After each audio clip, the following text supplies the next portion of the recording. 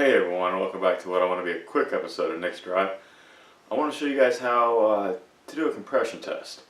And I think these compression testers at your local parts stores, I think they cost like 30 bucks. And you can probably rent them for free, basically. So go to your local parts store, O'Reilly's, AutoZone, Advance, whatever you got, and see if you can rent one of these to check the compression on your motor. I'm doing this on Project Deuce just to see where I'm at with these, with the cylinders in this car, before I even remove this motor to start doing work to the transmission and cleaning the motor up. But with that said, let's get into this. Now, as for camera angles, there's not that very good of camera angles I can give you with this. I don't have any place to put the camera. I could suction cup it here, but I don't have one for this camera.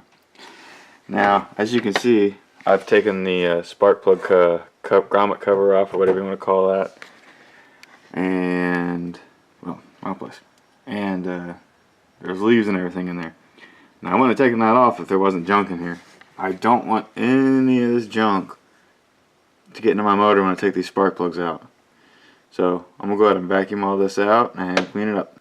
Alright everyone, so as you can see I got that all cleaned up and no leaves are in there now. Something I almost failed to mention is the fuse box. I do a little bit of overkill when I do these. I took the EFI out, the injector relay out, and I took the 15 amp EFI fuse out. So there's a fuse, there's the two relays. That's so I don't get fuel. And over here in the corner, as you can see right there, that is the coil pack.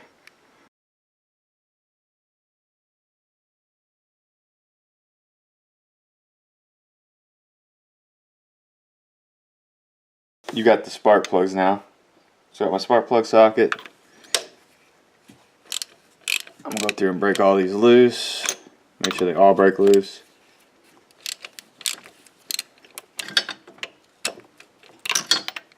And then I'll remove them. This one right here I'm worried about. Okay, that ain't too bad.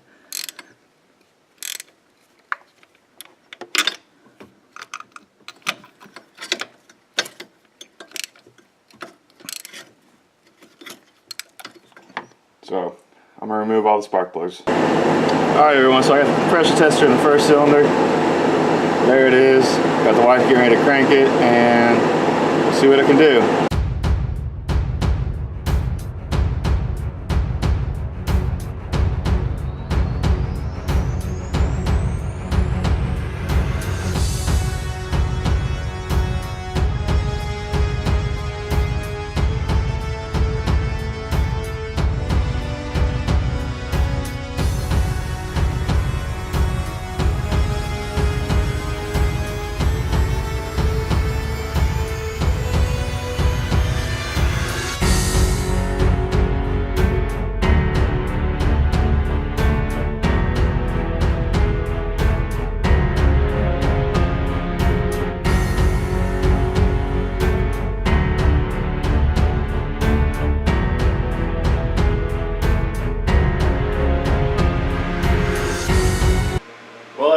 So, as you've seen prior, we got, I believe it was 180, 180, 200, and 90.